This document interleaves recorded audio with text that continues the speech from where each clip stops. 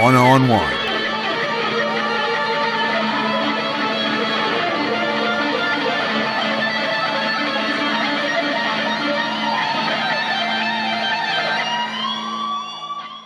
Hello, here I go again. Another episode of Max 101. In this opportunity with Joel Hoekstra. Thank you, Joel, for your time, and thank you for the opportunity of interview. How are you?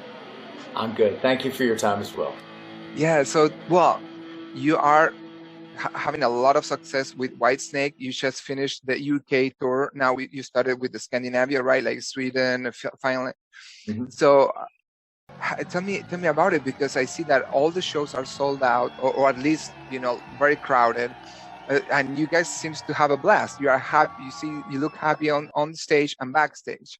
So how's the experience so far? Yeah, great. I mean, despite it being the farewell tour, we're very much just focused on how it feels good to be back together after a couple of years of not being able to do this. So having a great time. It's great to see the band. It's great to see David. It's great to see all the fans out there, all the familiar faces, and to have the energy of a rock crowd coming back at us. Yeah. It feels awesome. Yeah, that's huge. But I see you happy, like with all that energy that you get back from the crowd, right? It's like give you more power to I don't know, move around the stage, like do better solos. So how's David? Because he looks like a kid to me. He's like having a blast too. He's like years didn't go by, but for him, it's like having a blast, interacting with the audience. Mm-hmm. How do you see him? Yeah, I mean, I think it's emotional for him. It's his last time around touring, so there's been some gigs that he's been a bit more emotional than others at the end. His last gig in the UK, I think, was certainly emotional for him. But in general, I think his mindset has been a lot like the one I'm describing, where we're just happy to be doing it. We do have 2 years ahead of us yet. I mean, we need to do this European tour, and then we're going to tour the US, and there's going to be places that we're going to need to hit in 2023 that we're not able to fit into this calendar year. So yeah. We're looking at a lot of work yet. So I'm sure as it winds down, I'll be very emotional about it as well. But right now, the emotions are more just happy to be doing this. Yeah. How's Tanya O'Callaghan? she's great. She looks like a great fit for you. It's like she's been in the band forever. She's a great bass player, and she's a really cool person. She's really fits in well chemistry-wise, like hanging out and everything. So it's great. I mean, it's worked out great so far. Wonderful. Yeah, she's amazing. And then, so. Tell me what song do you enjoy the most? Either when you play a solo, or because you're more emotionally attached to on this tour. My answer is always the same for this. That I'm just kind of happy to be there playing all of it and any of it. I really love all the Whitesnake songs, so I can't say there's any one that we play that I go, this means more to me than the other ones. I enjoy the whole process. So I'm lucky to be doing any of it, man, honestly. That's amazing. And how do you practice? Or tell me if you can, share with the guitar players that are watching this show or listening on for the Midnight Madness. How do you keep that momentum of because in order to have speed you have to practice, right? It's not something that you just let go. Or you tell me, maybe you can not play for 2 months and then or a year and then everything is back, or you have to keep it, like the practice. I mean, I'm a big believer in consistency. I play every day. So even on my off nights out here, I teach and I do sessions and do interviews. So I try to be productive every day. That's a big thing with me. It's just trying to make sure every day is productive. That way it adds up into moving forward I feel better when I'm moving forward. Yeah, like Rolling Stone, right? But they're talking about teaching. Like you're a very good teacher. Did you learn? You go to school to learn? Well, I had teachers very early on, and Okay. I studied classical guitar a couple years in college, and I went to GIT. So by the time that ended, I was 20, I guess, 19, 20 years old. And from there, honestly, it's been more of just the real world. I just kind of learn. And I feel like there's an endless amount of things that I know I'd like to be better at or practice. So, Yeah. but a lot of time for me is spent learning sets and playing gigs and just being in the real world doing sessions. So Yeah. just kind of naturally get better through working with my guitar. I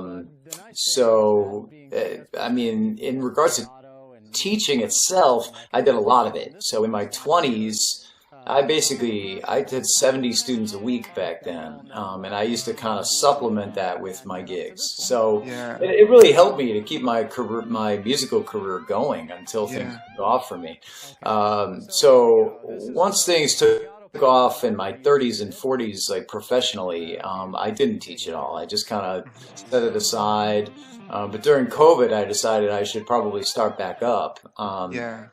And you know what? It went really well. And I just so much so that even when I toured with Trans-Siberian Orchestra at the end of 2021, I taught on the days off. And now I'm out here with Whitesnake, and I still teach on the days off. And I find it helps keep me sharp. It it's like mandatory. Like after our interview today, I have 4 lessons, so that keeps. Oh, wow. It's 4 hours that I'll have my guitar in my hands, and so it helps keep things sharp. And it's something that I enjoy. But I guess to answer your question about how you get good at it is just by doing it, by doing a lot of it. So I've taught a lot with all that time I spent in my 20s doing it, and now recently over the last.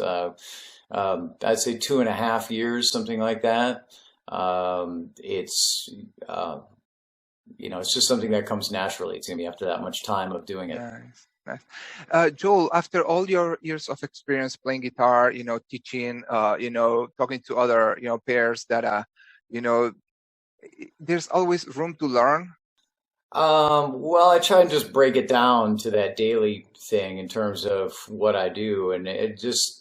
Sometimes life has a way of taking you to places that you couldn't really plan on. Mm-hmm. So I'm not big on like long-term plans and going like in 5 years I want to be doing this or whatever. Mm-hmm. I just kind of work hard every day, and then everything that presents itself, I try and do the best I can. And life has a funny way sometimes of taking you to places where you go, oh wow, I didn't see this coming. So, that.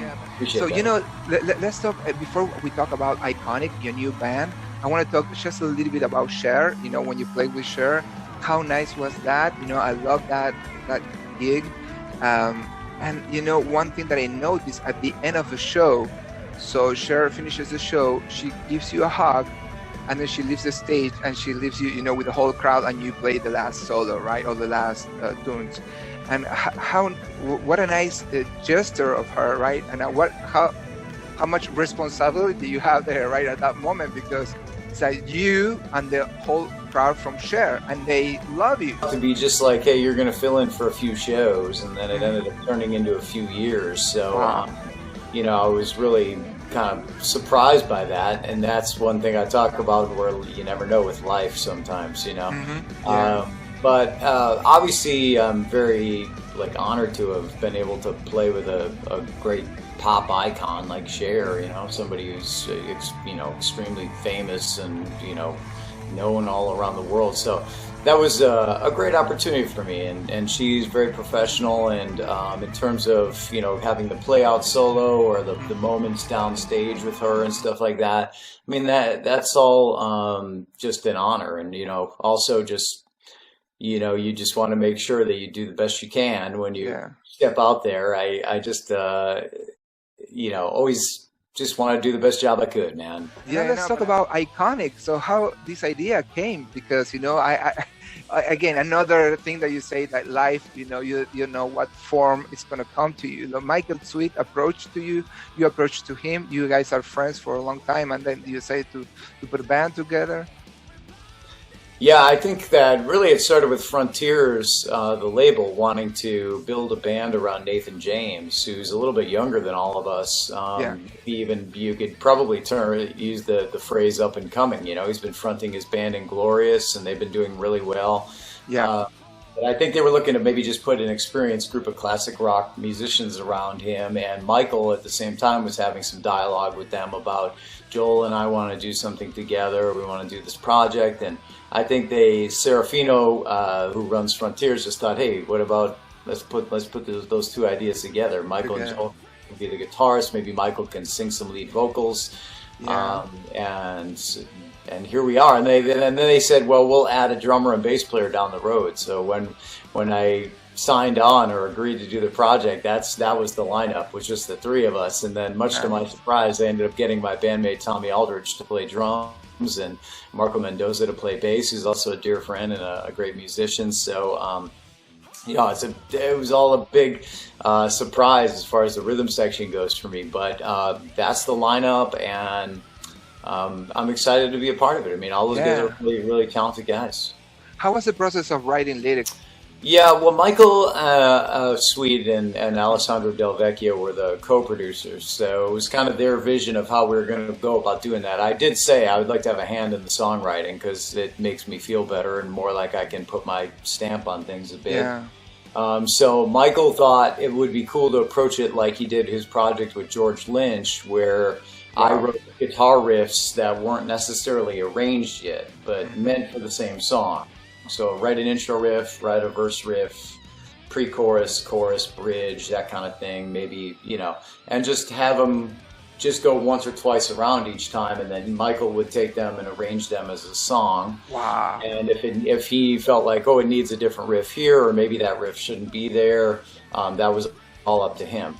And then that material, those beds, they would call it a music bed, went to Alessandro and Nathan, and they wrote the lyrics and vocal melodies. So I felt like it was collaborative, and everybody got to have some say-so in it, and I think that makes it collaborative and probably helps the outcome. Yeah, and Nowhere to Run, that single is amazing. It's like, sounds like, crazy. I like, it's a powerful band. Like, it's an iconic band. That's what, and the album Second Skin is coming out now in June 17th, so you can get that on like in streaming form, I don't know, like iTunes, all that. Also, do you know if there's going to be vinyl, all that? Yeah, there's gonna be vinyl. I think the best place to start would be the Frontiers website, I think, for that stuff. Yeah, I definitely will have. And you guys are planning to go on tour with Iconic and have meet and greets and all that stuff that fans love. I mean, from what I can gather, everybody's up for the concept of it. It's just difficult because Whitesnake, we're going to work basically all the way until the tour with Trans-Siberian Orchestra this year. So maybe if there's a window next year where Michael's not out with Stryper and Nathan's not out with Inglorious, it's just a matter of getting schedules to line up. I think everybody's willing to do it, though.